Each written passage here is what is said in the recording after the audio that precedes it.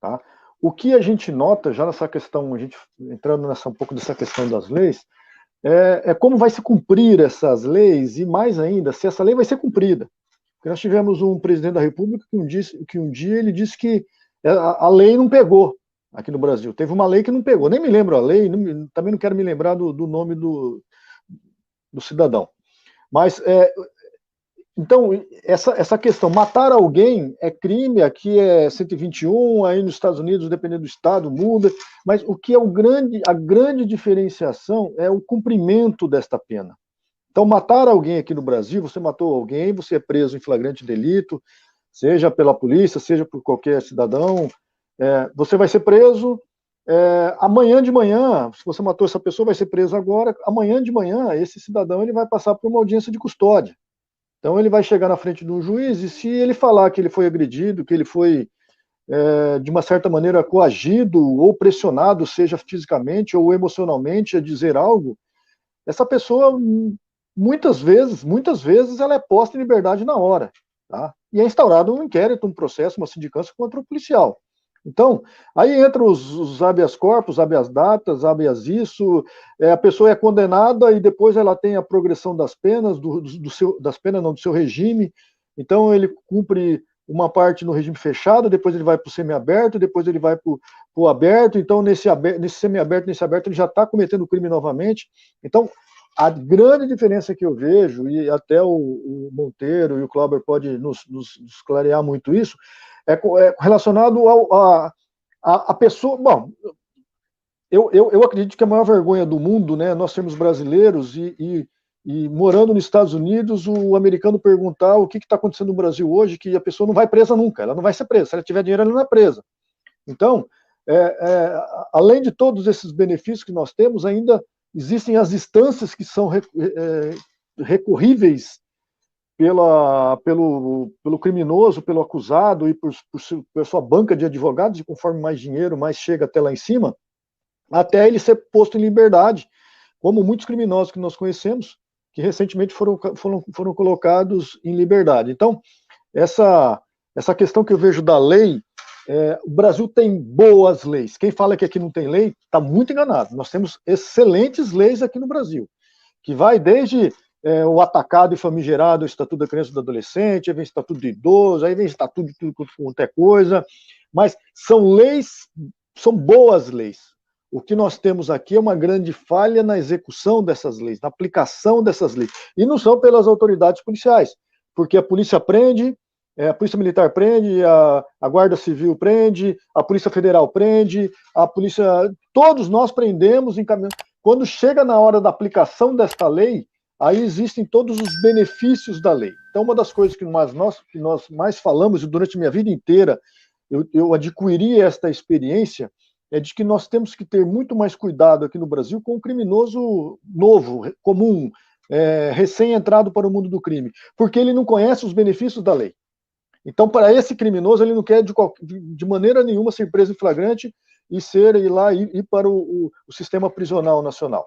Tá? Ele não quer. Mas depois, quando você começa a lidar com o criminoso que já passou pelo sistema prisional, que já conhece, a gente nota que ele sabe os benefícios que ele vai ter lá dentro, ele sabe tudo que vai acontecer. Então, até mesmo quando a gente trabalha e trata nessa tipologia do criminoso, a gente, aqui no Brasil principalmente, a gente nota que é muito mais perigoso aquele criminoso que não conhece os benefícios da lei, porque aquele que conhece os benefícios da lei, ele vai continuar sendo criminoso, não por causa da lei, pelos benefícios que a lei hoje no Brasil escancaram aí para os seus criminosos, sejam eles o criminoso lá de punguista, o batedor de carteira, até aquele criminoso que está ocupando uma cadeira no Congresso e em outros lugares. É aquele velho ditado, Alexandre: quem poupa o lobo, sacrifica as ovelhas. Por exemplo, esse camarada, esse Lázaro aí, o tanto de crime que ele cometeu e saidinha de Páscoa, isso não existe. Aqui nos Estados Unidos, o camarada ia ficar preso o resto da vida. No primeiro crime dele, né? Que já foi um crime de estupro. Ou senão ele ia ficar marcado o resto da vida dele. Né, não sairia, não. Olha só, por exemplo, em referência à custódia, audiência de custódia, né? Pô, legal, o cara cometeu um crime flagrante, né? O crime já foi cometido. A gente já sabe que ele foi culpado, foi pego em flagrante, né? O policial vai responder, porque um outro crime foi cometido pelo policial. Bateu no cara, espalcou o cara todo quebrado. Legal. Mas olha só, o senhor continua preso. Cometeu o crime, vai ficar preso. Agora vamos lá. Polícia, vem cá. O que o cara caiu da escada? Não. Vai haver uma corregedoria contra o cara. O policial pode ser preso até no imediato. Se necessário, entendeu? Mas o cara, o bandido lá, não vai sair, não. Apanhou? Mas beleza. Continua preso, tá? E vai. E um crime federal. Matou um policial. Possivelmente tem a pena de morte, dependendo do estado que ele está. Nunca mais vai sair da cadeia. Vai pegar pelo menos a prisão perpétua. Mas da cadeia ele não vai sair. E se der sorte... morte, entendeu?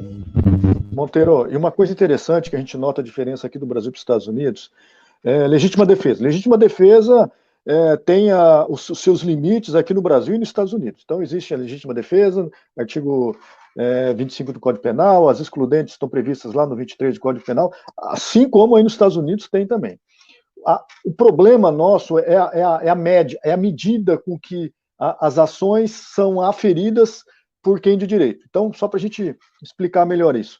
Então, legítima defesa, eu repelir uma injusta agressão contra mim ou contra outra pessoa, utilizando os meios necessários. Então, qual que é o limite disso para que não haja excesso de legítima defesa? Então, meu amigo, isso daí eu vejo assim como sendo uma das maiores aberrações. Uma pessoa num gabinete, no ar-condicionado, então ele vai dizer, olha, ao invés de 2 tiros, você deveria ter desferido apenas um único tiro naquela pessoa, porque senão vai se caracterizar o excesso de legítima defesa. Então, aqui no Brasil, não existe uma regra e sabe assim, cada vez mais estão podando esse legítimo de legítima defesa desde a não autorização do porte de arma para um cidadão de bem. Então, o que eu vejo e que a gente estuda muito, e eu pude observar isso aí nos Estados Unidos também, conversando com vocês, assistindo as lives de vocês, esse excesso de legítima defesa, ele é muito relativo. Então, não é que no Brasil, não, vamos efetuar um único disparo. Não, a pessoa, ela fez menção de abaixar a sua arma, mas ainda está com o dedo no gatilho, então ela já não está mais colocando em risco a vida do policial, da autoridade, ou mesmo de um cidadão comum que está lá se defendendo. Então, mais uma vez a gente fala, né, essa aplicabilidade destas leis, que são muito parecidas em todos os lugares do mundo, elas se diferem em países onde tem esse direito previsto lá na Constituição, nos poucos artigos da Constituição, de você poder se defender, quando aqui no Brasil o que existe muito não, vamos desarmar, vamos isso, vamos aquilo. Então, eu por ser uma pessoa, eu não sou armamentista, eu sou a favor da legítima defesa. Então, durante meus 30 anos, eu vi pessoas sendo mortas porque não tiveram o direito de legítima defesa, que está previsto lá na Bíblia.